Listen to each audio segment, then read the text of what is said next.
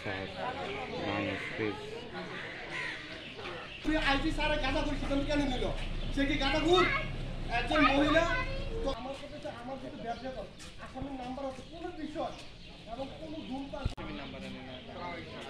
আমরা আসলে মানে বিষয়টা আমরা জানছি সমস্যা এবং এটা এই ডিপার্টমেন্টে চলে আসছে না এটা আমাদের বিভাগ বদলি করতে হলে আইজি স্যারের সুপারিশ ছাড়া তো হয় না। তো উনি আইজি মহোদয়টা উনি সুপারিশ করছে, আমাদেরকে বদলি করে দিচ্ছে। আমাদের দাবি হচ্ছে আইজি মহোদয় এখানে আসতে হবে, ওনাকে আমরা আটক রাখছি, উনি যাইতে পারবেন না এখান থেকে। আমাদের সকল বিষয় উনি সব কিছু তথ্য প্রমাণ দিয়ে আমাদেরকে এখানে থাকতে হবে, উনি যাইতে পারবে না। যে তারা যে দু একজন একটু তারা কি একটা বিষয় নিয়ে আছে আমরা শুনতেছি, শুনে আমরা যথাযথ কর্তৃপক্ষের মাধ্যমে সমাধান করবো।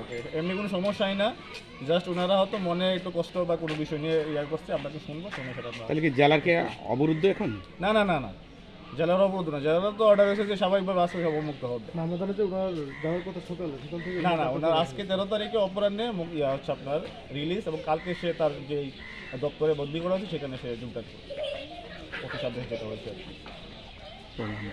আপনার নাম এবং পদবিটা যদি বলেন। আমার নাম মোহাম্মদ শাহিন মিয়া, আমি এখানে সিনিয়র সহকারী কমিশনার হিসেবে আছি ডিসি অফিসে, অতিরিক্ত দায়িত্বে জেল সুপারের দায়িত্বে আছি।